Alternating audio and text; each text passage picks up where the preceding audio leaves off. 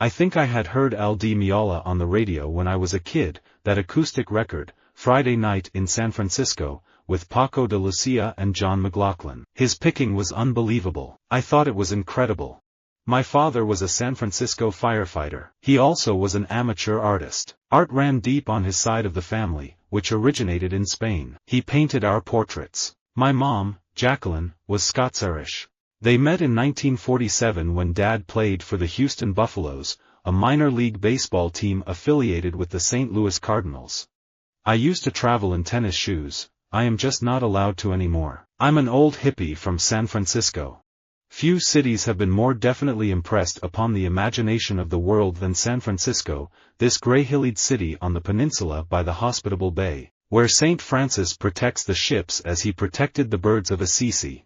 As a child growing up in San Francisco in the 1950s, I sometimes met insults when I ventured outside of Chinatown or my neighborhood. I have even been spat on and threatened with a knife. I could have let my anger fester until it became hate. However, I realized they were isolated incidents, and I simply got on with my life.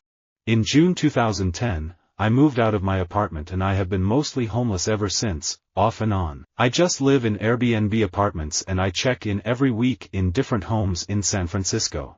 I'm just so proud to be from San Francisco and to have a family history there. It's only 2 generations back, but still, it's 2 generations in San Francisco. I love it. I'm so proud of it.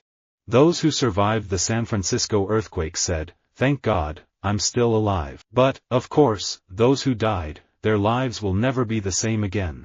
San Francisco is a mad city, inhabited for the most part by perfectly insane people whose women are of a remarkable beauty. A little dark chocolate in small amounts often helps lift me out of those blue moments. When I walk into my favorite store on Union Street in San Francisco that sells high-quality chocolates from around the world, I feel like, well, a kid in a candy store. I went to Indiana University for college for a couple of years, where I double majored in dance and journalism, and after my sophomore year there, I went to the San Francisco Ballet School for the summer, but then they offered me a scholarship to stay for the year.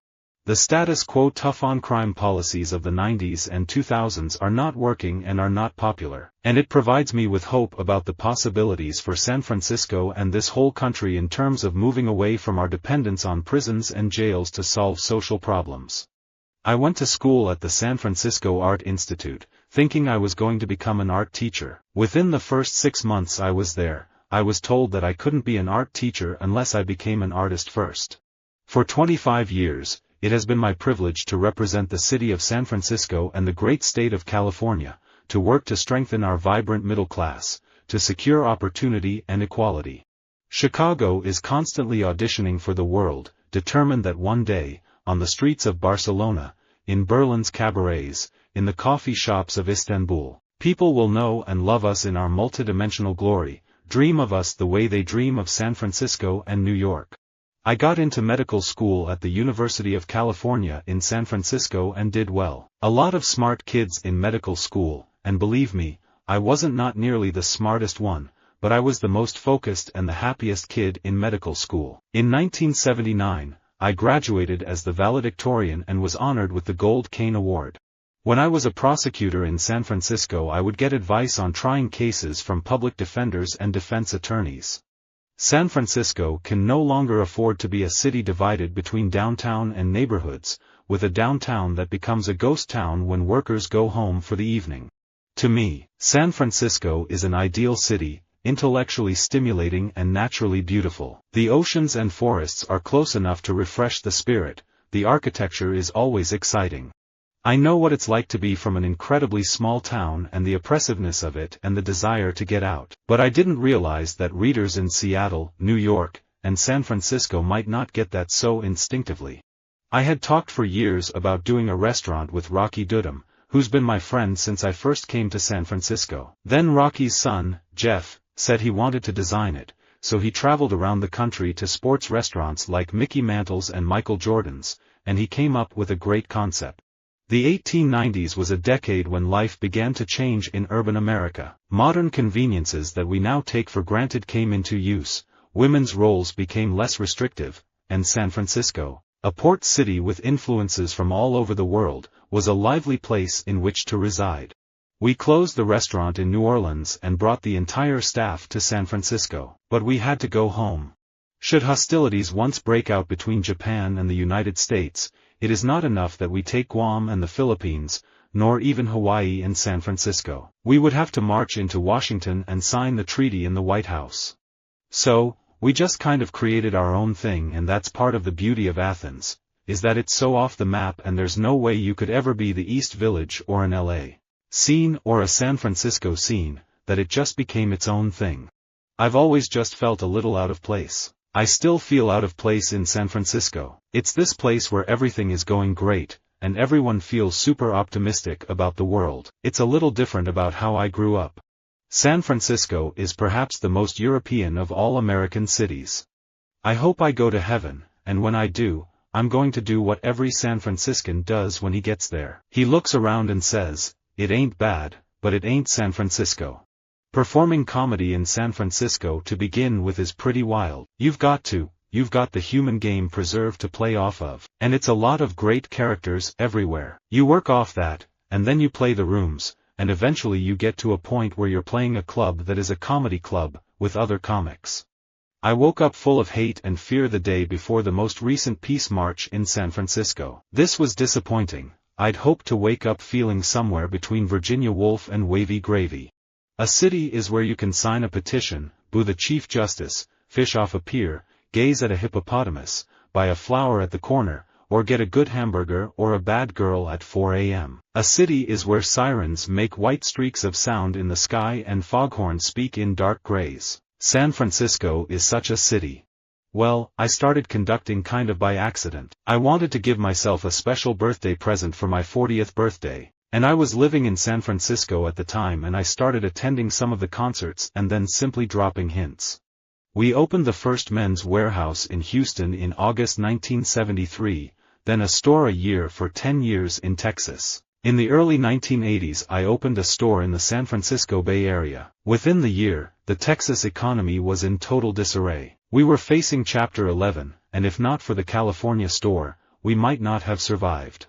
When I got a chance, I went back and shared those experiences that were important to me. George Washington High, the campus at San Francisco State, and even back to Emerson Elementary School and Roosevelt Junior High. I was happy to do it, to go back and see if all the same teachers were there. I always start my campaigns early, and I run hard. Maybe it comes from the rough and tumble world of San Francisco politics, where it's not even a contact sport, it's a blood sport. This is how I am as a candidate. This is how I run campaigns. There's a certain attitude that you'll experience in San Francisco. You could call it hubris. If you have to be a one-hit wonder, then San Francisco is the one to have. During my life, I have had a few nightmares which happened to me while I was wide awake. One of them was the National Republican Convention in San Francisco, which produced the greatest disaster the Republican Party has ever known, nominee Barry Goldwater. I don't know how it plays in San Francisco, but I can tell you I came out, during a re-election campaign, in Indiana, while Mike Pence was the governor, and I wound up winning re-election by 80%. I grew up in the D.C. suburbs, and what I like about that place is that there's not a strong regional effect in the cultural imagination like there is in Dallas or San Francisco or New York City. You have a little more freedom as a novelist this way. The suburbs become a generic idea, and the place doesn't intrude into the narrative. I go up to San Francisco on holidays and spend time with my family there, but whenever I go to Japan, I enjoy every moment. I try to go back there every year or so. It's a phenomenal place, and I absolutely love it. It's not my second home, it is my home. Whenever I go back, I feel very connected with Japan. The single outstanding exception was the broad yet precise mandate communicated by the General Assembly in 1946 to prepare as soon as possible the Charter of Human Rights, which the San Francisco Conference had not had the time or the courage to draw up. My wife and I had dinner in San Francisco 4 or 5 times. I had a terrible motorcycle accident, in San Francisco as matter of fact, doing a picture called, Oh, This Is Terrible. It's a very well-known film and I can't remember the name. That's what happens when you get older. I fell off a bridge in San Francisco and was laid up for 2 years. The Golden Gate Bridge in San Francisco is for the community of San Francisco. And the Brooklyn Bridge, which is one of the most magnificent bridges ever built, is also a monument to the community, you see. In 2007, I was living in San Francisco. I came out of business school, and I was very keen on doing something with a small company. I felt that the market, in general, in mobile phones was just going to explode. We are very proud of our design for the Transbay Transit Center. This will be a beautiful, functional and sustainable building for San Francisco. San Francisco is a city of 20-something millionaire white kids named Doug. I knew San Francisco when it was a wild place during Prohibition. There were more speakeasies than churches, and you could always get a drink. The first year I started in San Francisco, there was an American work on every program, and there's been a lot of music by living composers, and gradually that was part of the process of getting the audience really to trust me. Visit our website for more quotes, quoting.com.